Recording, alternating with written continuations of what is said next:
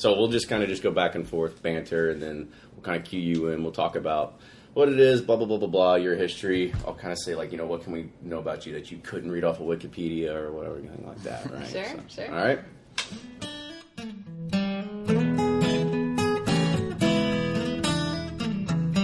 Bringing to you the best stories from icons in the bourbon industry, it's Bourbon Pursuit. Now here are your hosts, Ryan and Kenny. We're back with another episode of the Bourbon Pursuit podcast. My name is Kenny, and as always, I have my co-host Ryan with me. Ryan, how you doing today? Doing good, man. Good, man. Really excited about today. We got Marianne Barnes from the Old Taylor Distillery, which is being revamped. And The formerly known as Old Taylor. So it's being revamped and revitalized. Really excited. I really don't know much about it. I just know there was a castle and I know it's seen some pictures. So I'm really excited to find out a little bit about the history and what they got planned for us. It's going to be one of those days where we didn't do like tons and tons of research up front because there's not a whole lot that you can really find. I mean, except for in the history books or whatever, but it's going to be a good day to actually hear it from the horse's mouth, right? That's right. So let's go ahead and introduce our guests. So today we have Marianne Barnes. Now, if you've never heard of Marianne Barnes, you can Google her. She's got all kinds of news stories lately. She's the woman of, she's like I guess you could say like the iconic woman of whiskey right now is a good way to kind of put it, right? Yeah. So if anybody doesn't know, Marianne Barnes is, actually I'm not going to go ahead and do everything, but she is going to be the master distiller at the formerly known as Old Taylor Distillery. So Marianne, go ahead and first welcome to the show and kind of just tell us a little bit about who you are and your background. Thanks so much, Kenny. My background is chemical engineering. I grew up, I always say in and around Louisville. I grew up in Oldham County, speed school grad, and I graduated in 2012. I started at Brown-Forman back in 2009, so I worked there in R&D, research and development, really, and that's where I learned how to make whiskey. So I didn't grow up in a whiskey-making family. My dad drank scotch. I saw a bottle of Jim Beam on the shelf every now and again. You lived in Kentucky and drank scotch? I know. He's a pilot, so he traveled all over the world. Okay. So I think that's how he got into the scotch world. But he is totally converted to bourbon now.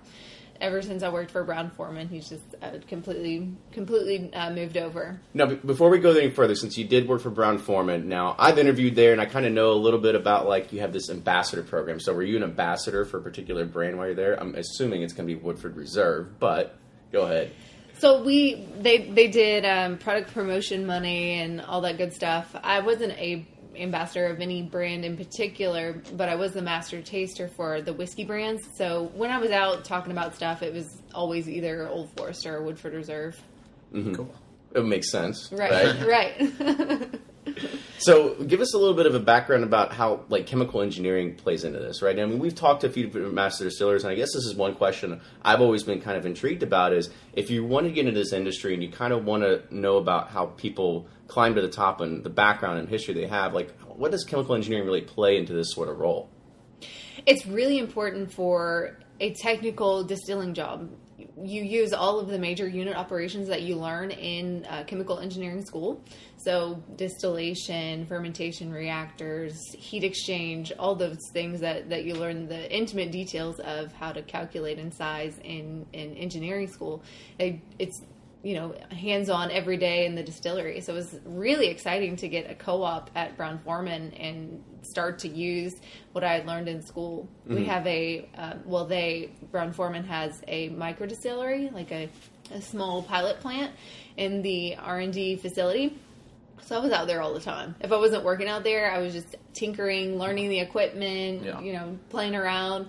They allowed us to be really creative, actually to design some of our own experiments. So from the time I started as an intern, they were letting me develop my own whiskey recipes, which was pretty exciting. Now, did you have to leave them with you? Is that considered IP? Yeah, those barrels are still there.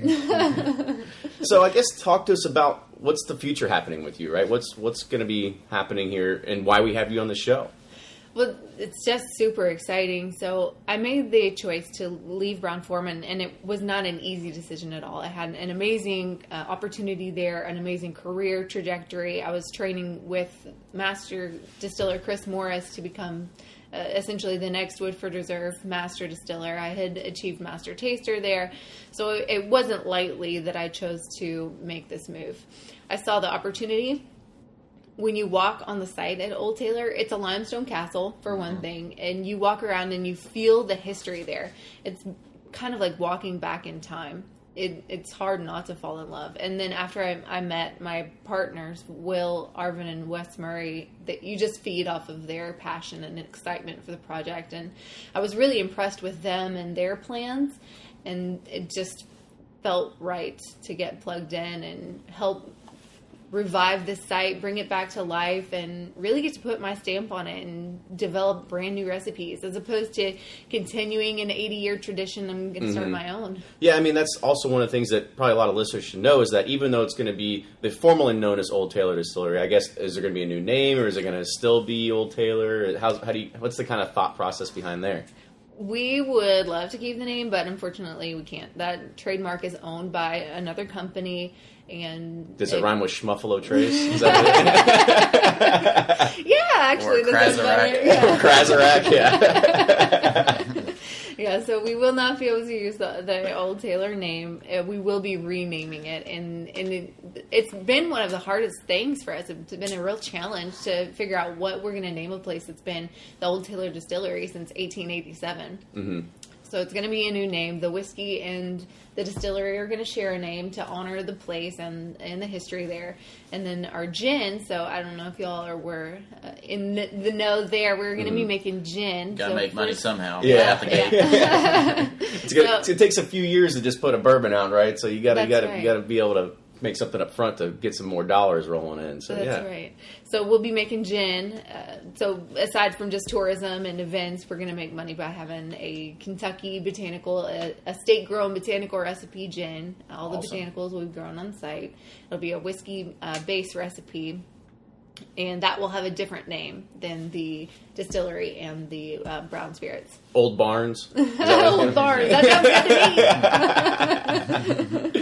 So, but there are plans for whiskey in the future and all that sort of stuff. Oh, yeah, going to be there. Whiskey's, it'll be our bourbon recipe will be the first one off the still, and then we'll be making gin shortly after that. They're going to kind of tag off of one another so we're getting 2 stills. We're downsizing from the 72-inch column still that's there, which is monstrous. Mm-hmm. We're going to actually later this week pull that one out with a crane, and late summer we're going to be dropping in our 24-inch Vendome copper column still for whiskey, and then we're also going to have a stainless steel gin still that we could make pure GNS with if we wanted to. And then we're having a copper doubler / pot still that will feed both systems. So we're going to run whiskey, and then at the end of a whiskey run, we're going to save some of that, move it into the gin still, and then distill gin from that whiskey recipe, whether it's rye or malt or a bourbon recipe. So it sounds like there's a whole hell of a lot that's going on there. There's a lot. I guess maybe a lot of listeners don't understand is that Old Taylor was almost in ruins, right? Mm-hmm. I mean, it was. I think if I did my Googling correctly, I mean, it was at the point where people were taking the limestone and taking places from it and shipping it off, and they were building houses out in California or Texas or wherever with the stones and everything that was there because it was basically just rubble. So what is kind of the plans, or I guess how much money, you don't have to say how much money, but I guess what's being invested into, revitalizing it or restoring it or whatever, everything like that? So I would say the site wasn't necessarily in ruins. The former owner started disassembling it. They were like a reclaimed materials company. So there were 2 warehouses across the road from the castle that they completely dismantled. They took the old heart pine out and started selling that as, reclaimed wood. So it was slowly being dismantled, but not fully ruined yet. We did have to. Now it's somebody's shelves in their kitchen right now. That's right. That's right. They got a nice patio. That's right. That's a cool story. That's right. So once you clear away all the brush, so it almost felt like walking through a post-apocalyptic world. It's like one of those National Geographic TV shows, what the world is like when nature takes over after humans have been gone for a couple decades. So after that was all cleared away, you could see that the structures were in really pretty good shape. So we needed windows and roofs, and we've actually completed the roof on the warehouse, the 540-foot long warehouse, which is the longest ricked warehouse or warehouse of its kind in the world. and I'm going to keep saying so until until somebody beats you. Yeah. So there's that. We've completed that. We're going to end up having to replace about a third of the ricking inside, but we're open for business to take barrels. We're not going to use all of that capacity ourselves. It holds about 33 to 35,000 barrels. Wow. Oh, wow. And we're going to be using, can't say exactly how many in the first year because we're still figuring out exactly how much we're going to be making. Mm-hmm. And then we have another warehouse. It's a cement warehouse. It's got 4 stories, and it could be palletized and hold about 65,000 barrels. So we've got a bunch of storage, even though we lost 3 warehouses. So there was a lot of storage. I was about to say, and not only with that, with a warehouse that you said the largest one in the world. Now, if we think about, and you're going to know this because you're the master taster, I mean, is there going to be a difference in like the way the barrels taste from one end to the other? It's a big possibility, especially since the way it was built, there were only fans on one side. So it would pull air on one side and it would have to come all the way from the other side to create the ventilation. We could be changing that orientation, maybe adding some fans to the other side. When we open up the windows, that'll change the way the air works in there. So it's just going to take some time to feel it out and figure it out. That's right. Say what idea you're going to have next week that you're going to have to go back and have 10 meetings about, right? Yeah, exactly. So and speaking of construction and where the site is today, we've completed the roof on the castle. We're in the process of replacing windows. We've gone in and started cleaning up some of the old equipment inside the castle. So we are going to be reusing the old fermentation tanks, the old grain silos, the old day bins, the meal bins, the cooker. We're just going to retrofit. We got to sandblast them and coat them. That's cool. So I guess give some of our listeners like where this is in relation to Kentucky too, because everybody kind of knows like, oh, it's in Lexington, you got Bardstown, you got Loretto. So where in relation to everything else is Old Taylor? So Old Taylor is really easy to find. It's in Woodford County, and it's actually about 4 miles down the road from Woodford Reserve on the same road on McCracken. So whether you go down Grassy Springs or if you come down Duncan, you'll turn right onto McCracken Lane, and you'll either pass Woodford or you'll be going the opposite way. I mean, you can't miss it. Yeah, I mean, you're in a perfect spot for... That's one of the best drives in Kentucky, right through there. I always tell people when they come and visit, they're like, which distillery do we go to? Be like, I always say, Woodford Reserve is great, right? I mean, you're not going to go and be amazed by tens of different kinds of bourbons they do or anything like that, but when you drive up, it's quintessential Kentucky. Yeah, it is rolling fields, it's horse farms and everything like that, and you guys are going to be able to feed off that very, very nicely. So it's definitely a good spot to have. So let's also talk about, what you're going to be seeing here maybe 5 to 10 years in the future. I mean, where do you kind of see this business kind of going? Absolutely. We're going to set the stage distribution-wise with the gin, and the bourbon will just end up following that wherever it goes. Hopefully that's a huge success. I see the gin growth really coming up fast. I don't go anywhere and not see gin on the cocktail menu. So that one, it's really very versatile and good summer. I love Hendrick's gin. Oh, me too. Yeah, it's tasty. It's a good one. I don't drink gin, so I guess I got to start now. Oh, man, I'm going to hold a conversation with you, There's too. so many good cocktails with gin. Well, we're going to be, as I said, making the Bourbon Drinkers Gin, and as soon as we have bourbon, so as you said, 5 years down the road is about when you'll see a bourbon-style product from us. Before that, we'll have rye whiskey out, hopefully releasing that around 3 years, and then potentially an American malt a little bit sooner, looking at maybe smoking it like a Scotch style. Not with peat, but with some other different types of wood. There's a lot of different things that I can play with. And I'm actually getting my countertops for my laboratory installed this week. So this is a big week. We're getting the still removed and getting my countertops in so I can actually start unboxing some of my lab equipment. Yeah, exactly. To work. That's the real tinkering. Yeah, I was about to say, that's way beyond my comprehension. Like, I couldn't imagine, like, you got beakers and all this other kind of stuff going on in there, measuring. It's like a mad scientist lab to kind of figure out how all this works. Yeah, I bet your moleskin notebook's worth a lot. All your ideas in there. Yeah, I keep one by the bed, so if I wake up from a dream about a gin recipe or a whiskey recipe, I can write it down. So I guess let's talk about that. Since you said you tasted or tried so many different recipes now, how far do you go to like trying something and then saying like, okay, this is good, we can make a product out of this, or like, I guess you could say like you have 1,000 failures and 1 success. Like, what's the kind of rate that you look at of when you try all these different things and kind of nail down a single product? It's something new. So I did some of that at Brown-Forman, but they have, very established brands. So, they know exactly what they're looking for every single time when they're coming out with a new product. You're not trying to make Old Forester taste like Lefroy, so you're staying within that wheelhouse. So it's a little more focused innovation, we'll say it that way. Mm-hmm. With this new project, the sky's the limit. I can look at different types of grains that aren't traditionally used in bourbons. I can use different types of casks. I'm looking at yeast strains currently, and that's just the wild, wild west. Yeah, it's figuring out what we're going to use. So apparently, that's like one of the most proprietary things in the kind of whiskey and bourbon industry, right? So that's probably the hardest thing to kind of figure out, because it essentially is the heart of whatever batch or whatever you're making at that point, right? And the strains are just, there's infinite numbers, and the character that you're looking for is shaped by the yeast. It's your grain recipe, the yeast, the way you distill it, the way you mature it, but 40% of your flavor is coming from what's happening before maturation. See, so anybody out there that's actually listening, right? So you got to know that yeast is really where the secret is. So yeah, so if you're go try to hunt some down, go find your own mini Vendome and start in your backyard, right? Is that how you're going to start? Exactly. There you go. Yeah. There you go.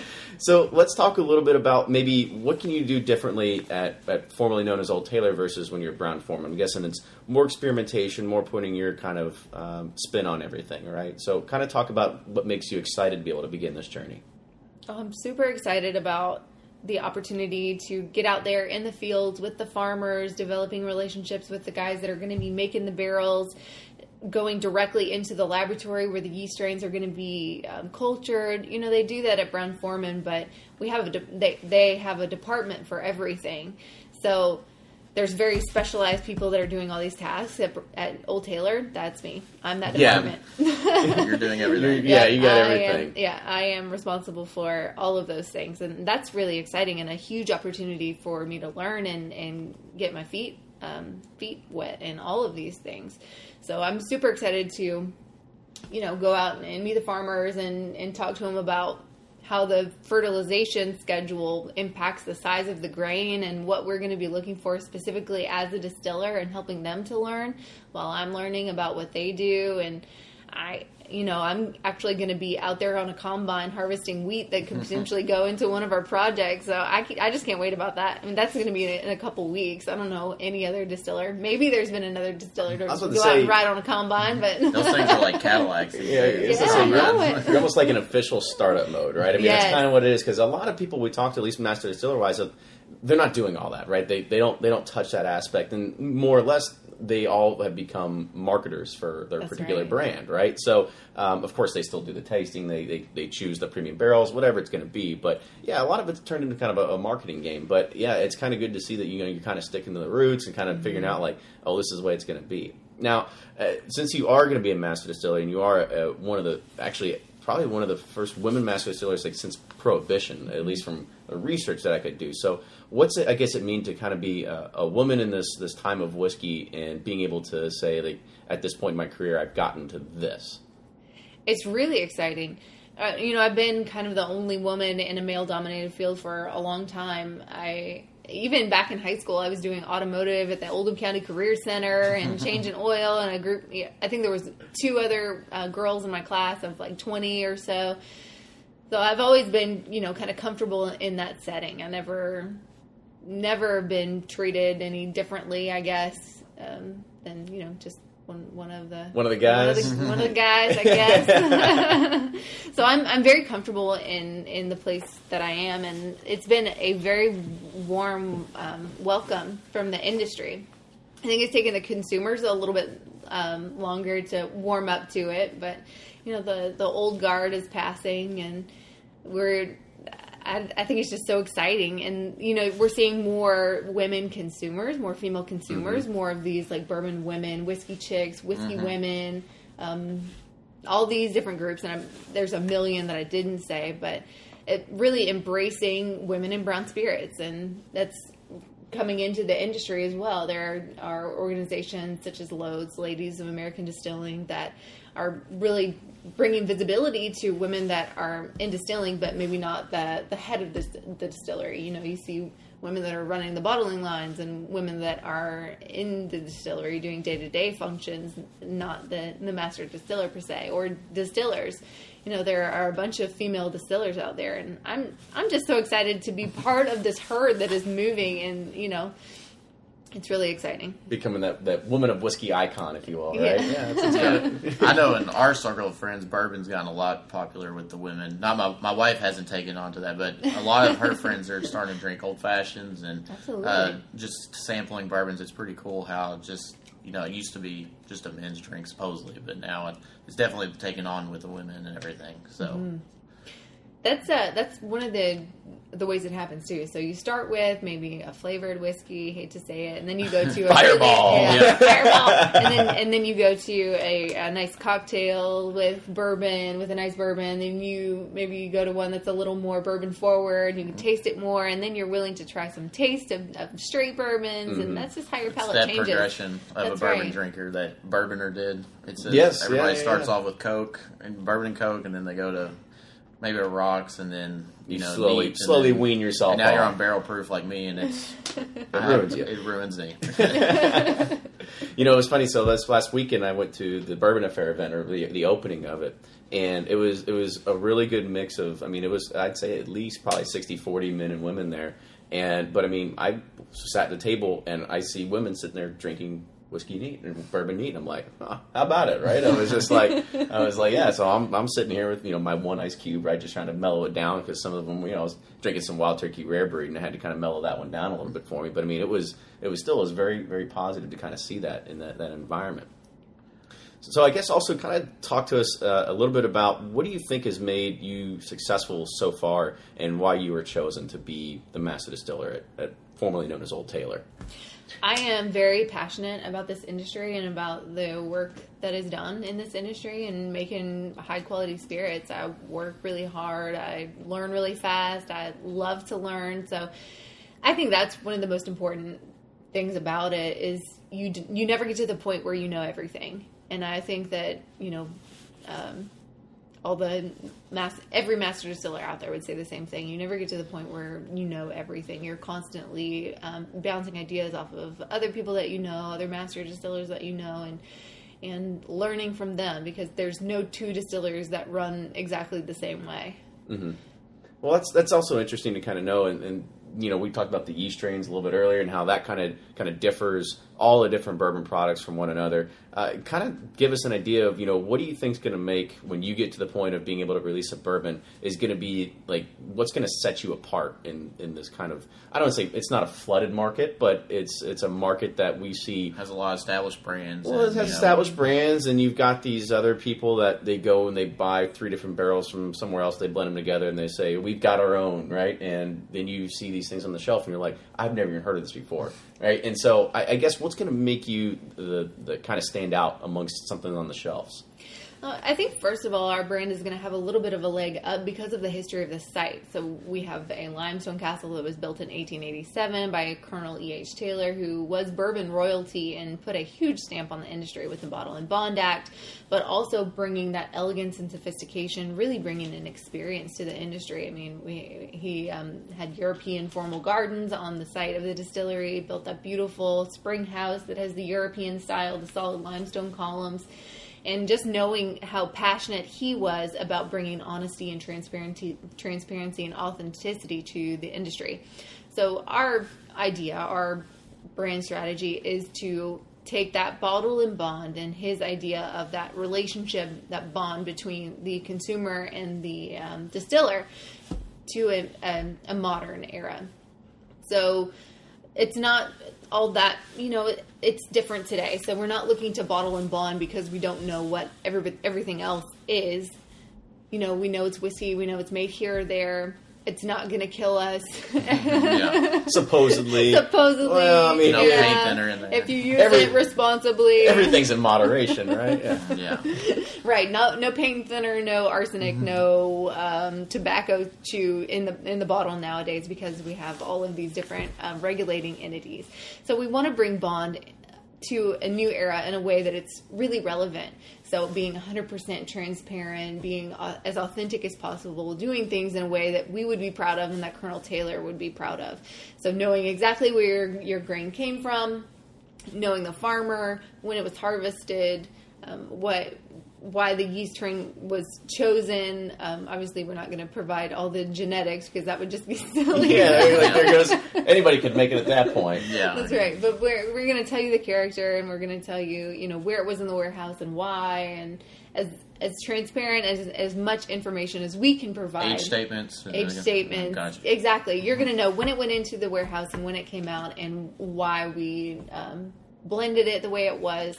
So being, as honest as we possibly can. Right. So that's what you're looking for, like a good blended bourbon. Are you thinking about doing single barrels from different parts of the warehouse? Or, Absolutely. Is this one of the things that you write down in your notebook at night and you try to throw it to the crowd and see what kind of happens? That's right. There is a little bit of a balance there. I have all these ideas for new products, but how many do you really push out there at the same time? So you got to grow a brand so that you have brand awareness, and then figuring out, when is the right time to release these different things. Because I could put out 20 bourbons right now, but, as you said before, there are a million different products on the shelf that you just have no idea what they are or where they came from or why they're special.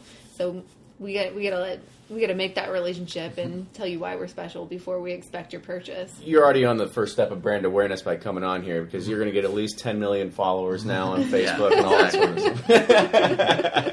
We wish. One of these days. Yeah. One of these days we will. Yeah, we're going to grow with you. Perfect.